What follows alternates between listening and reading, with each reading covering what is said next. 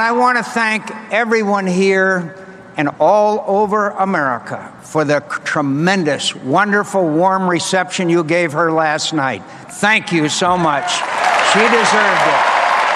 What a great beginning. You know, she has an executive experience and a real record of accomplishment. She's tackled tough problems like energy independence and corruption. She's balanced a budget, cut taxes, and she's taken on the special interest.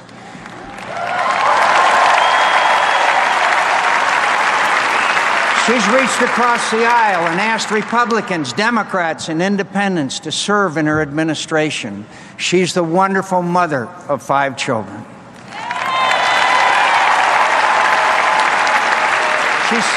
She's helped run a small business. She's worked with her hands and knows what it's like to worry about mortgage payments and health care and the cost of gasoline and groceries.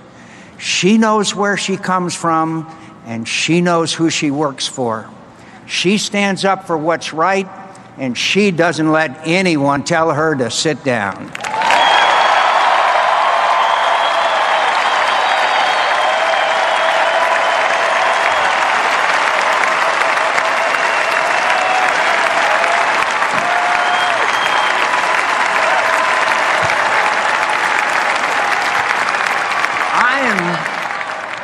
I'm very proud to have introduced our next vice president to the country, but I can't wait until I introduce her to Washington.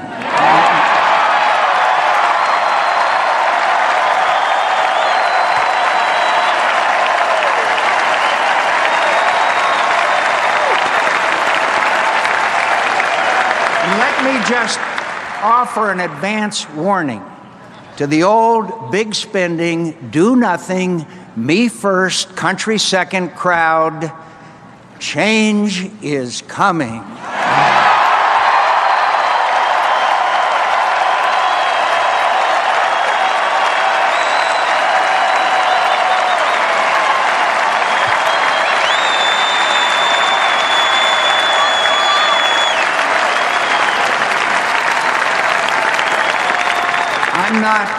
I'm not in the habit of breaking my promises to my country, and neither is Governor Palin. And when we tell you we're going to change Washington and stop leaving our country's problems for some unluckier generation to fix, you can count on it. And we've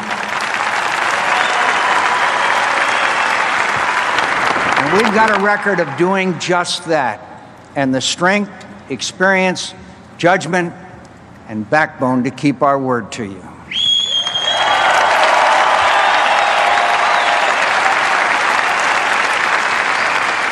You well know I've been called a maverick, someone who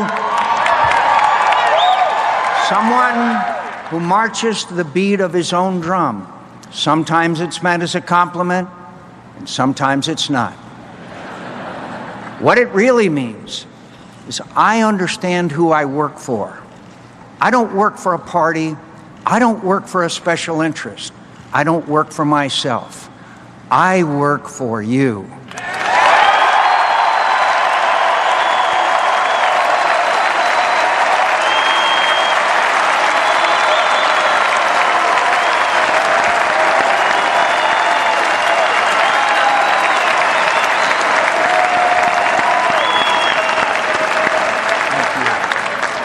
I fought corruption, and it didn't matter if the culprits were Democrats or Republicans. They violated their public trust, and they had to be held accountable.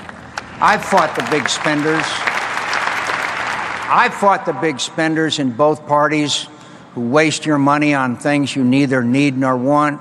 And the first big spending pork barrel earmark bill that comes across my desk, I will veto it. I will make them famous, and you will know their names. You will know their names.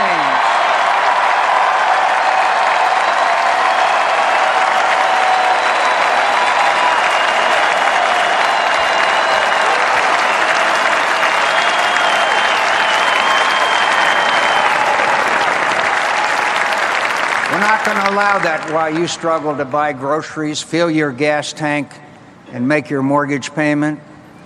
I've fought to get million-dollar checks out of our elections. I've fought lobbyists who stole from Indian tribes. I've fought crooked deals in the Pentagon. I fought tobacco companies and trial lawyers, drug companies, and union bosses.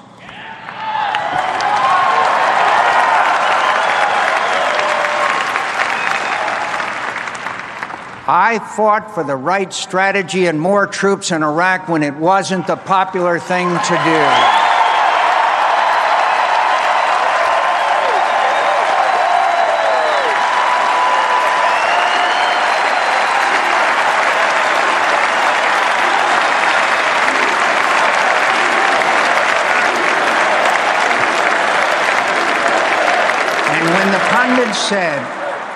And when the pundits said my campaign was finished, I said I'd rather lose an election than see my country lose a war.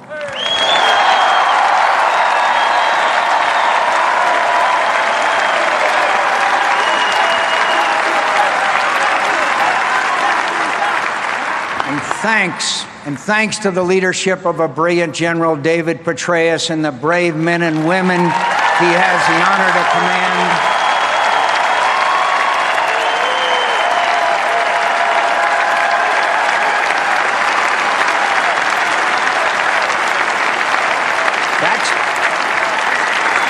that strategy succeeded, and it rescued us from a defeat that would have demoralized our military, risked a wider war, and threatened the security of all Americans.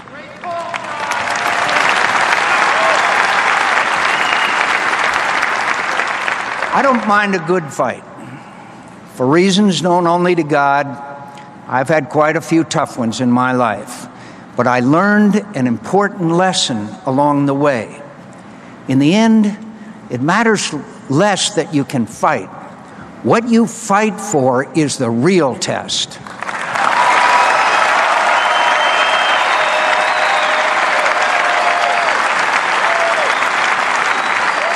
I fight for Americans. I fight for you. I fight for Bill and Sue Neby from Farmington Hills, Michigan, who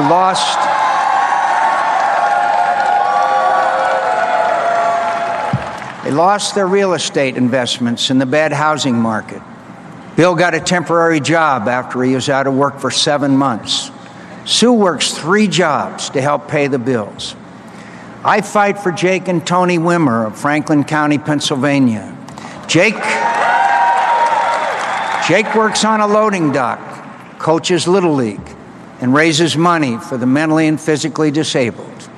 Tony is a school teacher working toward her master's degree. They have 2 sons. The youngest, Luke, has been diagnosed with autism. Their lives should matter to the people they elect to office, and they matter to me, and they matter to you.